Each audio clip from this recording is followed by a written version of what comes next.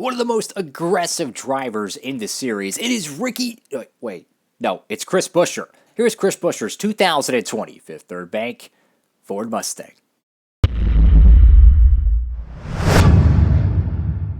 Howdy folks, it is Diecastbuffet here again, back with another NASCAR Diecast review. And today's car, it's going to be Chris Buescher's 2020 Fifth Third Bank Ford Mustang. And this paint scheme is very similar to the 2018, 2017, 2019. It's a very similar paint scheme, okay? This car, it's weird because like all the sponsors, the race logos and all that jazz, they stuck with Roush. They let Stenhouse go. They practically let him walk. Chris Buescher comes back to Roush, and it's like he literally took the void of Stenhouse and they put Buescher in place. All the sponsors, everything is literally the same. It's crazy. It is crazy indeed. This is the first Roush Racing diecast from the 2020s. Pretty cool. Notice on this box, it does have the silver stripe. We've seen on the Joe Gibbs Racing box. It does have kind of that maroon stripe. The Stewart Haas Racing ones also have this silver stripe across the box. If you haven't seen the 2020 box, here it is. I'll be honest, I think the 2019 ones look better, but I do like this font much more. Anyways, folks, let's go ahead and get this 2020 Fifth Third Bank Ford Mustang out of the box. Alrighty, folks, brand new out of the package. Here is the number 17 Fifth Third Bank Ford Mustang, driven by Chris Buescher. And, you think with a new decade, you think with a new driver, you think they would change the paint scheme. No, they literally kept the same paint scheme, and I'll be honest with you, this paint scheme has never really been a fan of mine. I just think it has too many colors going on, if you ask me. Green, yellow, dark blue, baby blue, white. I just think there's way too much color variation going on here. I mean, make the whole car yellow, make it green, have black lettering, white lettering, whatever. I just think this is just, the array of colors is way too much. I mean, green, yellow, dark blue, and light blue, I don't know. It's a retro feel to it, but at the same time, I just feel like there's a little too much color variation going on. It looks like a freaking coloring book. Over here to the nose of the car, you got Fifth Third Bank, pretty clean hood. You do have the Penske-esque stripe that kind of wraps around the nose of the blue oval. Fifth Third Bank Ford right there. You got the green, yellow, and dark blue, and you can see how it pretty well wraps all the way around to the nose of the Mustang. Pretty good. I will say they actually did a pretty good job wrapping that.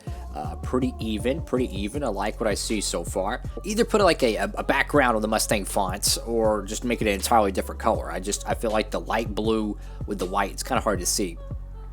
You do got Roush Fenway Racing there. You got Sunoco, black splitter on the bottom there.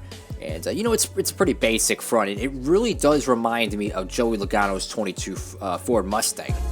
Over here to the left side of the car, I already see a paint chip right there. That's unfortunate. Maybe not a paint chip, maybe actually a decal chip, unfortunately. That is fun. Oh, the B-post the B-post is shot, guys. Something that is very common with the Gen 6 cars, unfortunately, at least with the Fords I'm noticing, is a very small, and I'm talking very small, name rail. I don't know why they don't make the names bigger on these cars. I mean, take an example right here with the Brad Keselowski.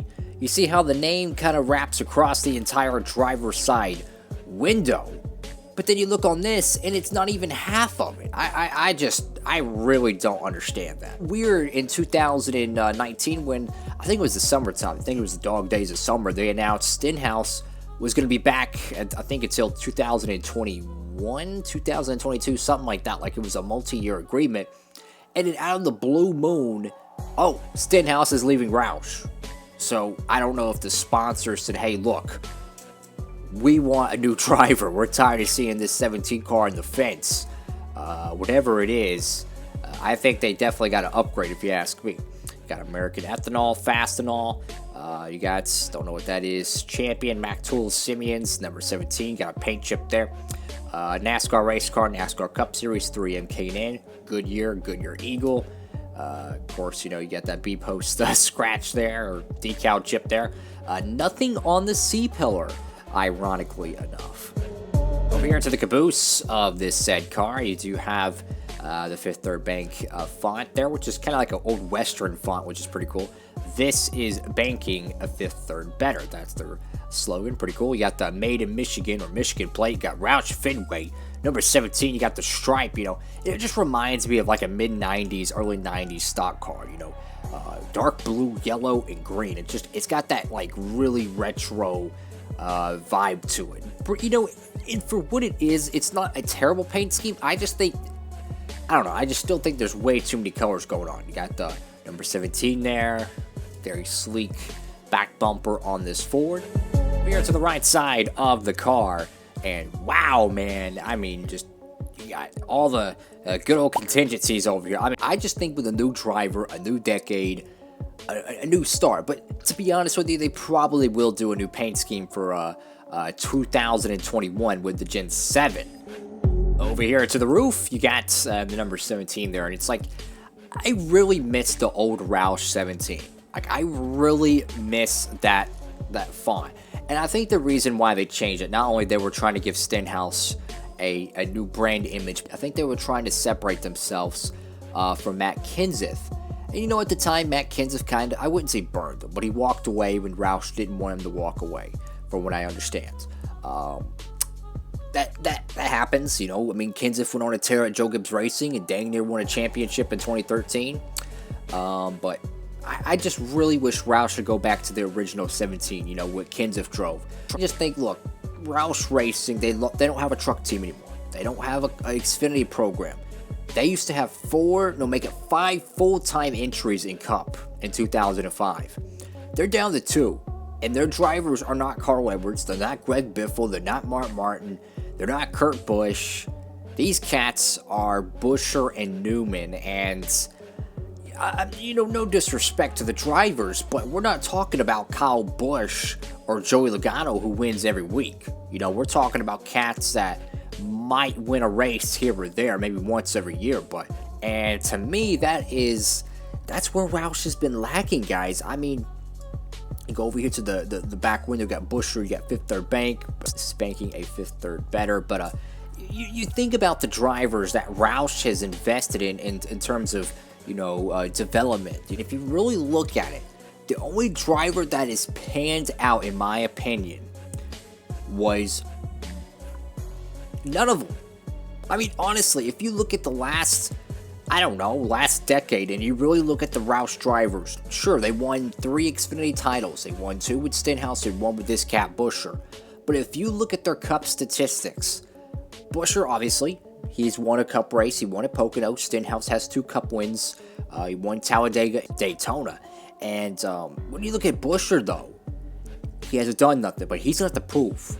And out of everyone that has driven for Roush in the last, you know, in the 2010s, you know, so many drivers that never panned out like they were expected to. And I think, honestly, in my opinion, I just think Roush needs to do better on their developmental side of things. And they don't have that anymore. They don't have a developmental program. As far as I'm concerned, Penske and Stewart-Haas Racing have taken the reins from Roush, and I think that's a shame. If you just look at the drivers, there's just nothing there, guys. Alrighty, folks. Thank you all so much for watching the video. Make sure to give it a big thumbs up, of course. You know, drop a comment down below. Let me know what y'all think about this 2020 Chris Buescher Fifth Third Bank Ford Mustang. It's going to be so weird in 2020 trying to watch this car race and not say that is Ricky Stenhouse Jr. But one thing I will say, though, the odds of this car crashing every week probably dropped by 25% as soon as they signed this man. So the cat in the hat's going to save a little bit on race car repairs. Anyways, guys, thank you all so much for watching. Follow me on Instagram at Diecastbuffet. I'll have a link to that down below in the description. Thank you all so much for watching. Hope you're having a great one, folks. Diecastbuffet signing off.